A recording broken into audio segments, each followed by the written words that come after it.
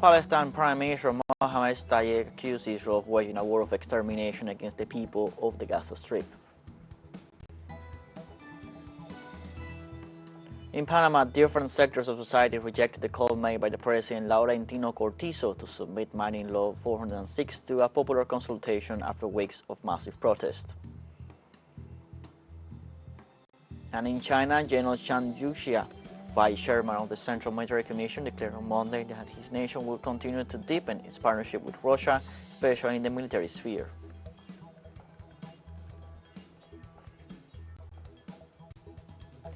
Hello, welcome to From the South. I'm with Alberto Matos from the TeleSUR studios in Havana, Cuba. We begin with the news.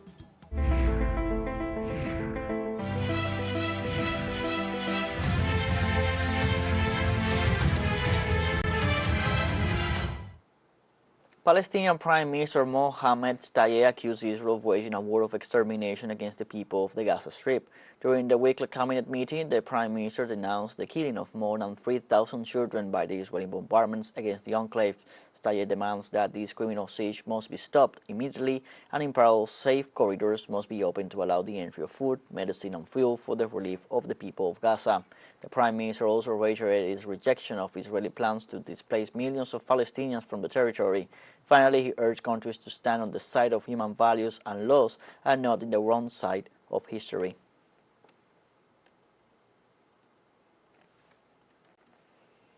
On Monday, the Israeli Air Force carried out a missile attack against a Syrian military base. Military authorities in Syria confirmed the attack, which they highlighted as an escalation of aggressions by the occupier. The attack occurred at 1:35 a.m. local time on Monday against army positions in the south of the province of Deraa. The missiles were fired from the occupied Golan Heights. The official report added that no fatalities or injuries were reported. However, it noted that 2 installations were moderately damaged. Israel has attacked in the last 3 weeks up to 4 times the airports of Damascus and Aleppo. On October 25th, it killed 8 Syrian military personnel and wounded 7 others.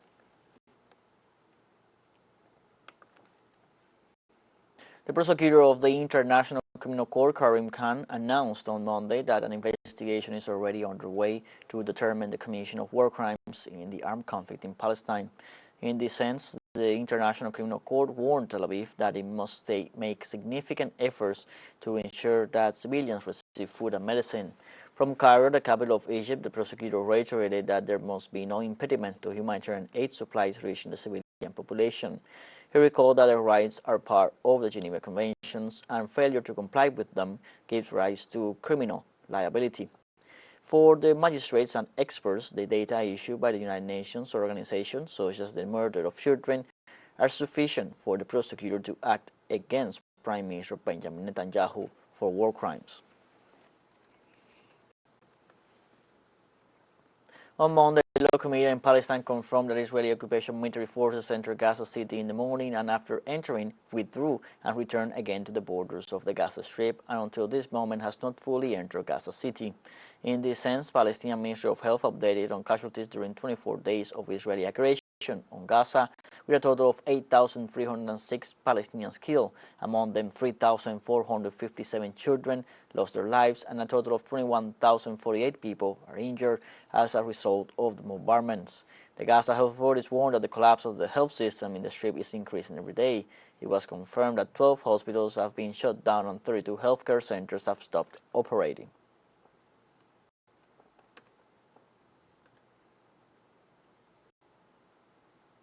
Israel is using all its land and air force to advance on the Gaza Strip, but is encountering Palestinian resistance that has slowed down. The spokesman of the occupying army, Daniel Hagari, assures that its tanks are advancing on several points in the enclave. He affirms that during the night, several Hamas fighters were neutralized in Jenin and refers to a gradual advance of its troops. However, the head of the Gazati government, Salam Amarouf, affirms that the Israeli tanks have withdrawn and that there is no ground advance in the residential neighborhood of the Strip. The reported raid on Salah al-Din Street was carried out with a few tanks and bulldozers, and after attacking vehicles carrying civilians, they withdrew. Traffic on the street has returned to normal.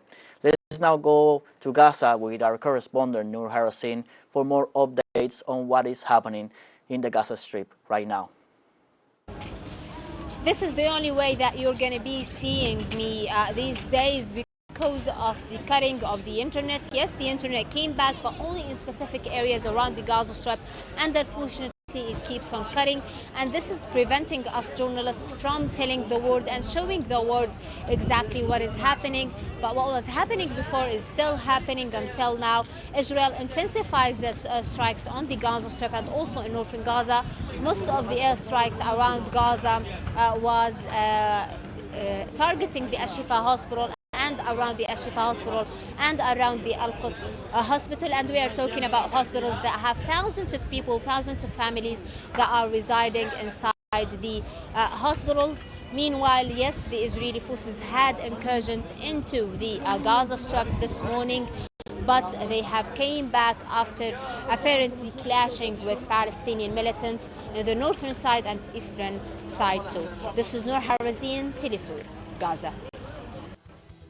Let's now take a short break, but remember you can join us on TikTok at TeleSUR English, where you'll find news in different formats, news updates, and much more.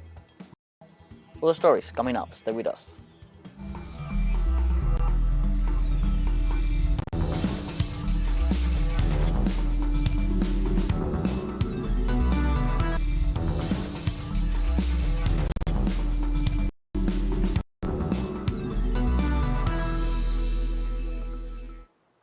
Welcome back from the South.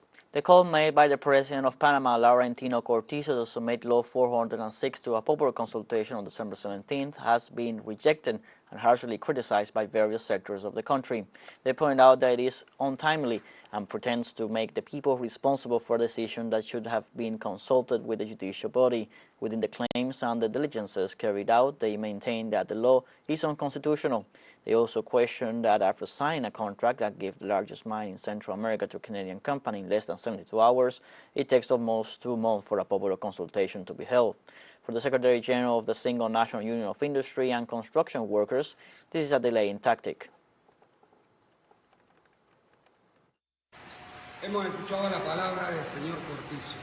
We have listened to the words of Mr. Cortizo. Let me tell you, enough of mockery. The actions remain on the streets. We have to repeal Law 406. That is the mandate of the people. There is no manipulation that in this fight deceives the people. Repeal the laws so that once and for all, the history of mining and looting in this country will end without struggle. There is no victory without struggle. There is no victory.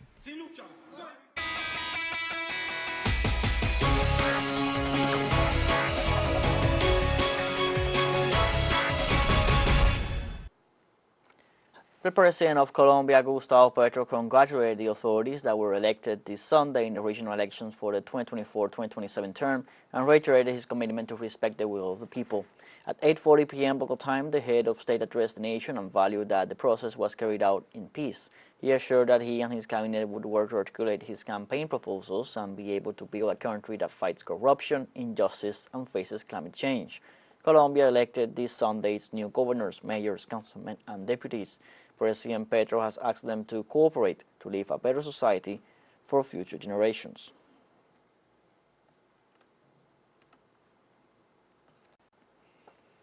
In Argentina, Vice President Cristina Fernández de Kirchner urged social activists from all over the country to make every effort to guarantee the victory of union for the homeland at the ballot on November 19th.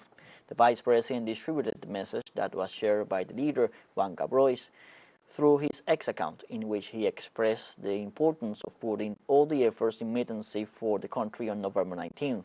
In the message, Kirchner pointed out that she was convinced of all the love for the homeland, the people, and the nation, and highlighted the commitment not only political but essentially of life of those who attended the meeting representing the 23 provinces and the city of Buenos Aires.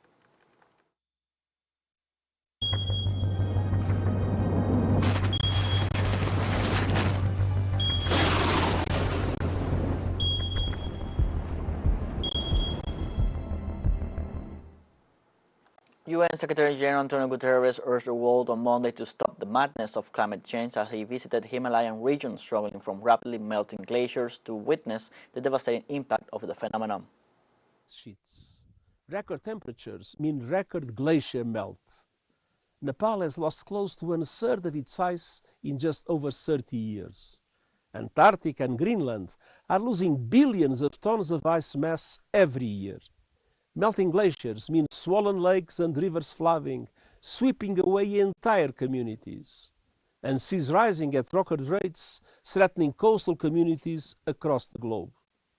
The crisis is gaining speed. I'm here to cry out from the rooftop of the world, stop the madness. The glaciers are retreating, but we cannot. We must end the fossil fuel age. We must act now to protect people on the front line and to limit global temperature rise to 1.5 degrees to avert the worst of climate chaos. The world cannot wait. Sheets. We have a second short break coming up, but before we invite you to visit our YouTube channel at TeleSUR English, there you'll be able to rewatch our interviews, top stories, special broadcastings, and more. Hit the subscribe button and activate the notification bell to stay up to date on the world's most recent events. Final short break, don't go away.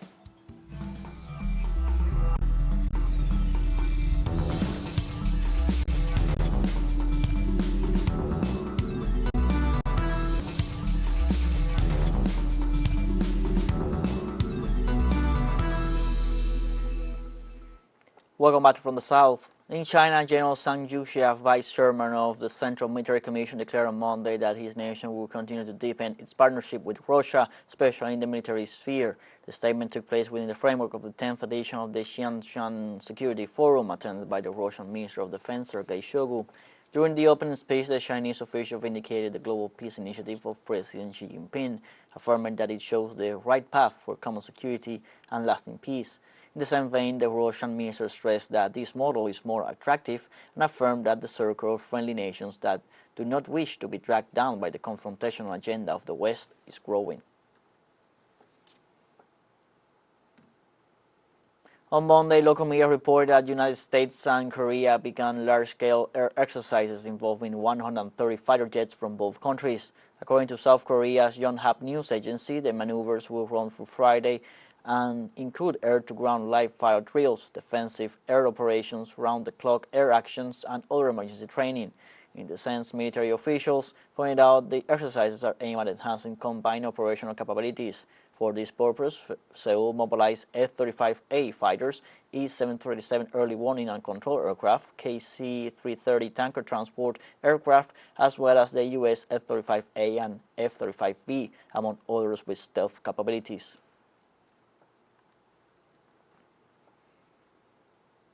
On Sunday, German Chancellor Olaf Scholz met in Nigeria with the President of the Economic Community of West African States, Omar Aliyu Touray. In addition to regional security issues, they discussed the development of the energy sector in the sub-region. Recently, ECOWAS signed a new financial and technical cooperation commitment with Germany to support ongoing programs and projects within the framework for the period 2023-2024, with a special focus on the thematic areas of peaceful and inclusive societies, climate and energy, constitutional transition, in governance, sustainable economic development, training and employment, health, social protection, and population policy. This Scholz's third visit to the region in 2 years and comes at a time when conflicts elsewhere highlight the growing importance of an energy-rich region in which Berlin has traditionally had little involvement. Regarding exports of Africa to Germany, we've discussed about the need to boost production in the continent so that we'll be able to trade among ourselves firstly, but also with our partners. We help the development of electricity grid in all ECOWAS countries and try our best. This is especially the case here in Nigeria, but also in other countries. And this is our willingness to use the capacity, the technological strength of our business sector to help the development of these countries. In India, authorities reported at least 13 people killed and around 50 injured when two trains collided in the southeast. The accident occurred late Sunday after one of the passenger trains overshot a signal between the towns of Alamanda and Kantakapale in Andhra Pradesh state. The railway ministry said a preliminary investigation found that human error led to the collision. India has one of the world's largest rail networks and has seen several disasters over the years. The worst in 1981 when a train derailed while crossing a bridge in Bihar state, killing an estimated 800 people. In June this year, a three-train collision killed nearly 300 people in Odisha state. Kenya is home to about a third of the world's black rhino population, which is critically endangered. Sanctuaries face the constant threat of poaching as well as overpopulation, which limits their ability to reproduce. At Old Pajeta Conservancy, 169 black rhinoceros are looked after. In the 36,000-hectare conservancy, the animals are protected from their biggest threat, poaching. Nowadays, the demand for rhino horn comes mainly from Asia and the Middle East, where it is falsely believed to have medicinal properties or is used for ornamental dagger handles. On the black market, a rhino horn can fetch up to $60,000 per kilogram, but sanctuaries often face another problem: overpopulation. Rising populations of black rhinos mean more territorial disputes, sometimes ending in deadly confrontations. Kenya has made significant progress in reducing rhino poaching, with less than 1% of rhino poaching incidents reported during the implementation of the 6th edition of the Black Rhino Action Plan.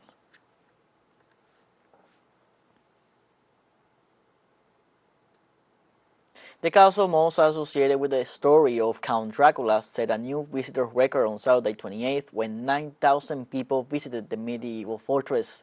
This time of year is peak season for the historic site known as Bran Castle.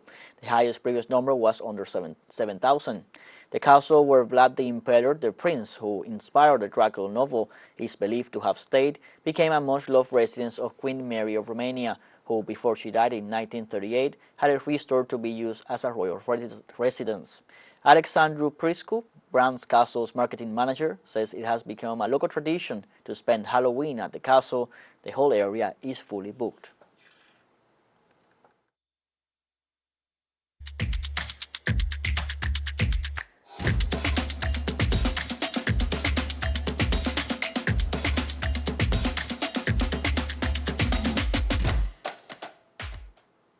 An unusual event occurred on Sunday at the Pan American Games in Santiago de Chile in the women's 20 km race walk. An error in the official length of the track adversely affected the female athletes. Our correspondent Eduardo Regonesi was there and has the full story.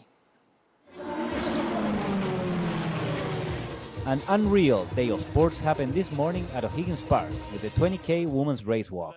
The unbelievable part was not that Peru obtained gold and bronze, or that Ecuador got silver medal. A mistake on the measurement of the track, on which for every kilometer there was a difference of 200 meters, made the winner of the competition, Peru's Kimberly Garcia, to finish her race with an unbelievable time of 1 hour, 12 minutes and 26 seconds, way under the world record of 1 hour, 25 minutes and 51 seconds, currently held by Spain's Maria Garcia. Something wasn't right. The athletes knew it, the coaching staff knew it, and the crowd also figured it out. Finally, the organizing committee blamed the Association of Pan American Athletics, who are in charge of measuring and regulating all tracks. The athletes were able to keep their medals, but their times are not valid, and the possibility of qualifying directly to Paris 2024 gone. For the men's turns, the mistake was fixed, and the race took place normally, where Alexander Hurtado from Ecuador took gold, closing a great race for South American athletes. The podium was completed by Caio Bonfim of Brazil and Andrés Oliva from Mexico, who valued his third place. An embarrassing morning came to a close in Santiago 2023, in what it was the restart of athletics at the Pan American Games. Now we have come to the end of this news brief. Before saying goodbye, we want to thank our Caribbean audience, especially the audience of Trinidad and Tobago. We're pleased to share our newscast and contribute to provide an alternative news source of the latest world events. Tell you live stories of the people of the South and break the hegemonic media dominance. You can find these and many other stories on our website at telesurenglish.net. You can also join us on our social medias on Facebook, X, Instagram, Telegram, TikTok. For TeleSUR English, I'm Luis Alberto Matos. Thank you for watching.